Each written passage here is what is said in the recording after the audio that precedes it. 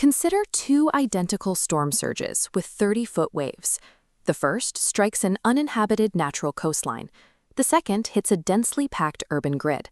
The first event generates zero economic loss and zero casualties. The second triggers systemic collapse. The physical weather phenomenon in both cases is exactly the same. In 2005, a hurricane struck the U.S. Gulf Coast. The resulting infrastructure failure in New Orleans left thousands stranded in toxic floodwaters for days, paralyzing a major economic hub of the American South. A year earlier, a massive seismic displacement sent waves across the Indian Ocean. Entire coastal grids were erased, leaving absolute infrastructural ruin. The physical trigger, a storm, an earthquake, a flood, does not reliably predict the resulting socioeconomic damage.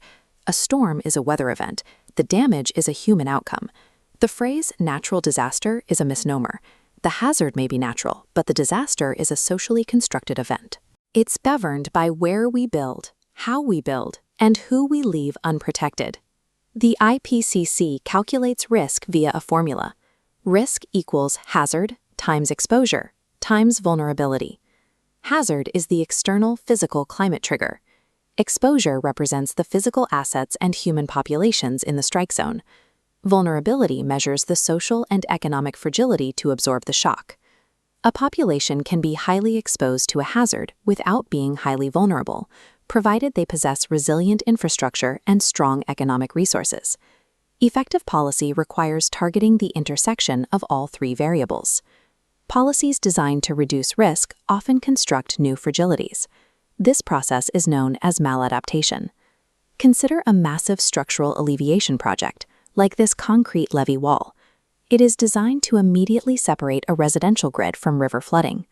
The structure blocks the immediate threat of seasonal high water, producing a strong, visible sense of safety. Relying on this, residents densely populate the land directly behind the wall. Unplanned urbanization fills the floodplain, drastically increasing exposure. Eventually, an extreme climate event generates water levels exceeding the levee's specific design capacity. The structure is breached. The water inundates the grid.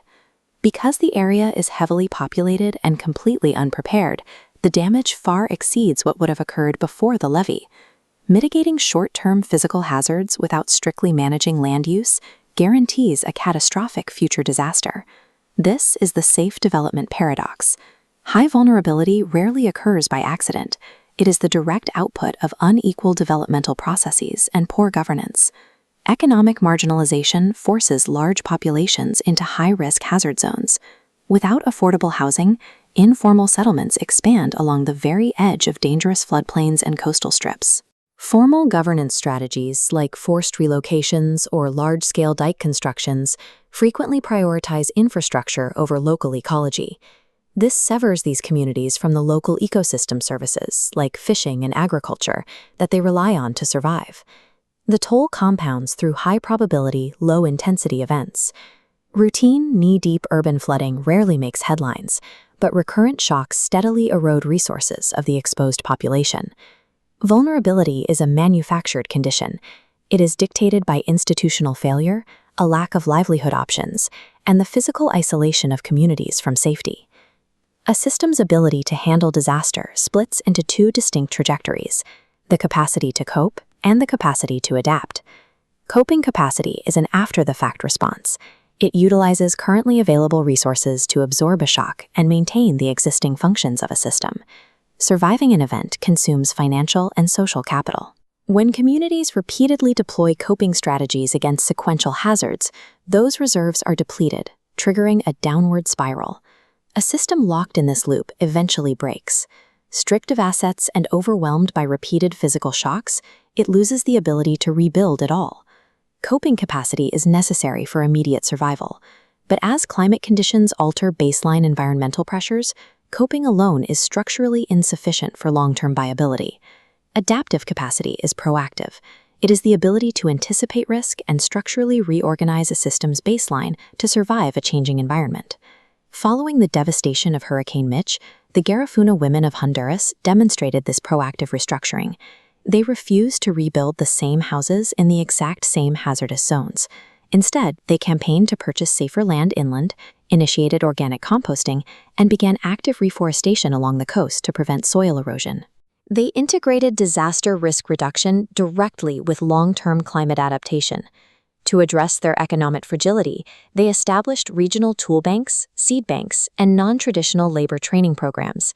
This directly attacked the poverty that originally forced their exposure to the hurricane's path. True adaptation abandons the concept of normalcy. It leverages the recovery phase to intentionally abolish the previous conditions that allowed the disaster to occur in the first place. We return to the central equation. Risk equals hazard multiplied by exposure multiplied by vulnerability. Rapidly escalating climate change introduces deep uncertainty into predictive models. Historical weather data no longer serves as an accurate map for future extremes. As the hazard variable becomes increasingly volatile to forecast, engineering defenses around specific weather probabilities becomes obsolete. Urban planning, business models, and policy must pivot to the variables entirely within human control, the locations we expose, and the socioeconomic vulnerabilities we permit.